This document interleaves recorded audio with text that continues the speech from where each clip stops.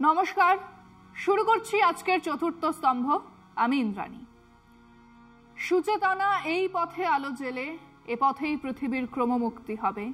সে অনেক শতাব্দীর মনীষীর কাজ। এ বাতাস কি পরম সূর্য করজ্জ্বল, প্রায় তত দূর ভালো মানব সমাজ। আমাদের মতো ক্লান্তিহীন নাবিকের হাতে গড়ে দেব আজ নয় ঢের দূর অন্তিম প্রভাতে। জীবনানন্দ বলেছিলেন, এই পথেই পৃথিবীর ক্রমমুক্তি হবে। আপনি চান বা না চান, আমাদের দেশ বা বিদেশের হুদো হুদো রাজনৈতিক জোকার এবং শয়তানরা চান বা না চান, সমাজ এগোবে সামনের দিকে। আর সেই এগিয়ে যাওয়া কতদিনে বোঝা যাবে? এক বিরাট সময় কেটে যাবার পরে আমরা এখন বুঝি হরপ্পা মহেঞ্জোদারোর সুয়ারেজ সিস্টেম কত ভালো ছিল। বুঝতে পারি শূন্যের আবিষ্কার কিভাবে পৃথিবীকে এগিয়ে নিয়ে গেছে। বুঝতে পারি ইনকা সভ্যতার মানুষজন কৃষিকাজ নিয়ে কত পরীক্ষা নিরীক্ষা করেছিলেন, যা আজও আমরা কেবল অনুসরণ করে যাচ্ছি। ঠিক সেরকম ভাবে কিছু কাজ শুরু হয়, আর সেই কাজের প্রভাব, সেই কাজের ব্যাপ্তি বোঝা যায় অনেক পরে, বহুদিন পরে। সে কবে নীতিশ কুমার ক্ষমতায় এসেই সাফ জানিয়ে দিলেন, রাজ্যের কোষাগারে টান পড়ে পড়ুক, বিহারে মদ বাতিল, মদ্যপানও বেআইনি। আমরা ভেবেছিলাম ভোট আসলেই হয় উনি ওনার সিদ্ধান্ত পাল্টাবেন, না হলে ওনার গদি উল্টবে। কিন্তু বাস্তবে হলোটা কি? দুহাত ভরে ভোট উজাড় করে দিলেন মহিলারা। উনি আবার ক্ষমতায় এলেন।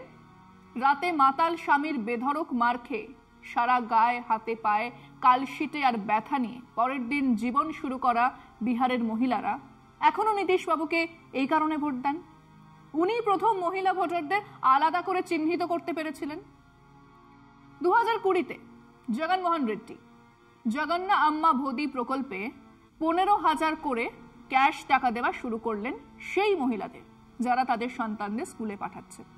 কিন্তু এই স্কিম তার বিভিন্ন শর্তের জন্য তেমন জনপ্রিয় হলো না। এরপরেই বাংলাতে 2021-এ মমতা ব্যানার্জি ভোটে দেওয়া প্রতিশ্রুতি অনুযায়ী লক্ষ্মীর ভান্ডার প্রকল্প চালু করলেন। 1000 টাকা ক্যাশ দেওয়া শুরু করলেন প্রথমে পিছিয়ে পড়া মহিলাদের, তারপরে তার পরিধি বাড়তে থাকে। তখন আমাদের কাঁথির খোকাবাবু থেকে বহরমপুরের জোকার প্রত্যেকে এসব হলো টাকা দিয়ে ভোট কেনা ইত্যাদি বলতে শুরু করেছিলেন। আর 2021-2024 ভোটে এই লক্ষ্মীর ভান্ডারের সরাসরি প্রভাব দেখে বিজেপি, কংগ্রেস, দেশের প্রত্যেকটা দল বুঝে গেল এইখানেই লুকিয়ে আছে অমূল্য রতন। রাজ্যে রাজ্যে কংগ্রেস থেকে বিজেপি এই লক্ষ্মীর ভান্ডারে টুকলি করা শুরু করে দিলেন। হ্যাঁ, মহিলাদের হাতে একটা টাকা গিয়ে পৌঁছলো।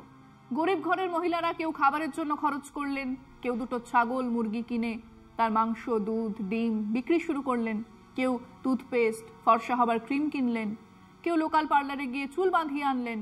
মানে অর্থনীতিতে যাকে বলে মানি সার্কুলেশন শুরু হলো। অর্থনীতি আর আমাদের শরীরের রক্ত সংবহন প্রণালীর এই এক মিল। পাম্প করা বন্ধ হলেই দুটোই মারা পড়বে। যত খরচ হবে তত অর্থনীতিতে জোয়ার আসবে। ফিরছি আলোচনা একটা বিরতির পর, সঙ্গে থাকুন। 1 লক্ষ টাকা 1 বছর ব্যাংকে পড়ে থাকার মানে তা 1 লক্ষ কি 3, 4 কি 5,000 টাকা। আর 30 জন মহিলার প্রতি মাসে 1,000 টাকা খরচ করার মানে কম করে 3,60,000 টাকা।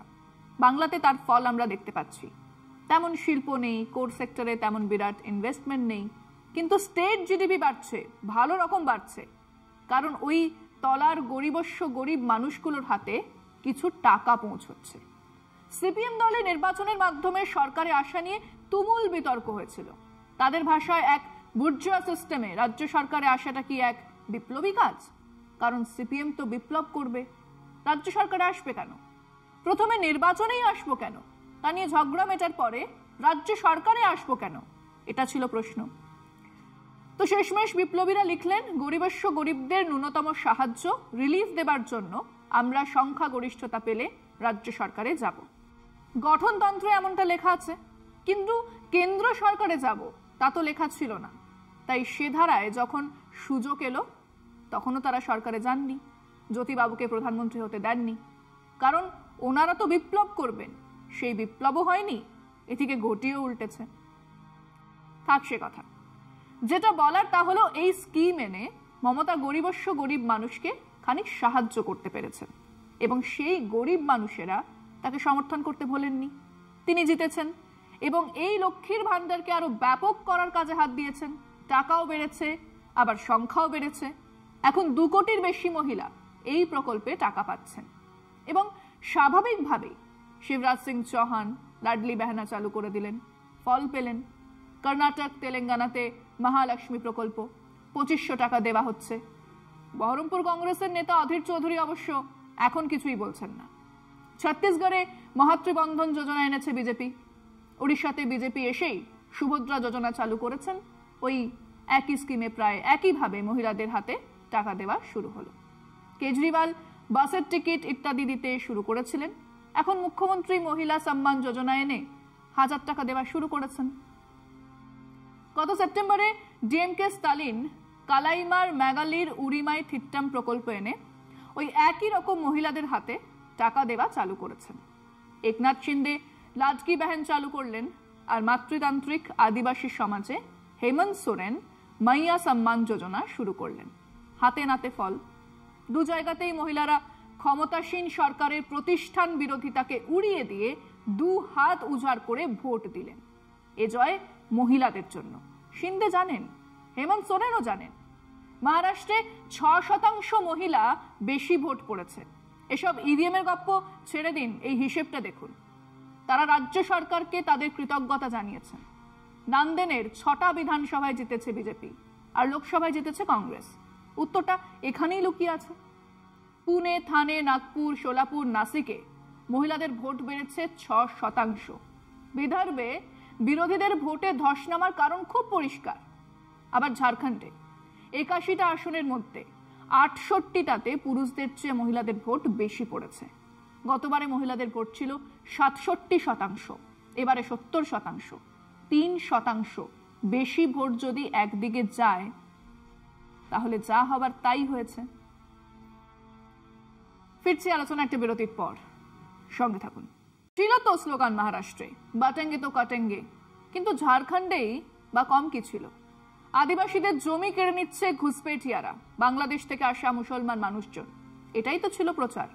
প্রধানমন্ত্রী নিজে গিয়ে এই প্রচার করেছেন, কিন্তু রেজাল্টে তার ছাপও নেই। অবশ্যই আদিবাসী আইডেন্টিটির লড়াইকে সামনে রেখে হেমন্ত সোরেন অনেকটাই এগিয়ে গিয়েছিলেন, কিন্তু ওই যে 3% মহিলাদের ভোট বৃদ্ধি, তার প্রায় সবটাই তিনি পেয়েছেন।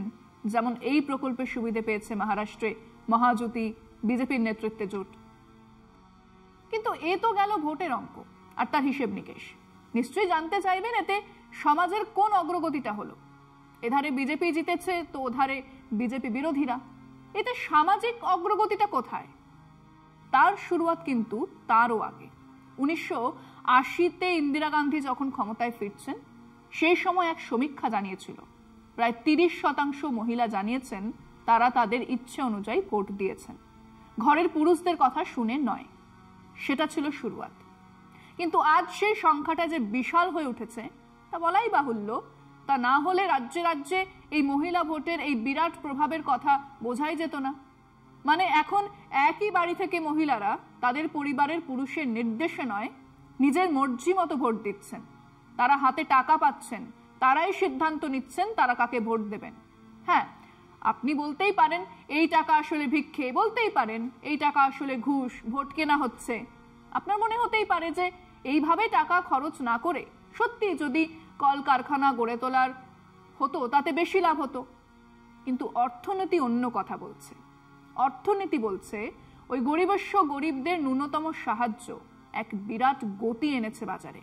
এক গ্রামের প্রান্তিক অবস্থানে থাকা মহিলার কেনা মোবাইলের টপ আপ আসলে মধ্যবিত্ত উচ্চবিত্ত ঘরের চাকরিজীবী ছেলেটির মাইনে বা বোনাস যোগাচ্ছে। এক চাষির টুথপেস্ট কেনা এক মাহিন্দ্রা ট্রাক ভাড়ায় চালান এমন মালিকের পেট চালাচ্ছে। আর অন্যদিকে মহিলাদের ডানা গজিয়েছে, তারা নিজেদের সিদ্ধান্ত নিজেরা নিচ্ছেন। সেটা ফেয়ার অ্যান্ড লাভলি মাখার সিদ্ধান্ত নয়, দেশের শাসক বদলের সিদ্ধান্ত, শাসক নির্ণয়ের সিদ্ধান্ত। হ্যাঁ, মহিলারা দখল করছে মাঝমাঠ। এটাই সমাজের অগ্রগতি, যা আজ থেকে 500 বছর পরে আগুনের বর্ণমালার মতো ফুটে উঠবে। সে বর্ণমালায় বাংলার নাম থাকবে, থাকবে লক্ষ্মীর ভান্ডারের কথা, মমতা ব্যানার্জির কথা। আজ এখানেই শেষ করছি। শুভরাত্রি।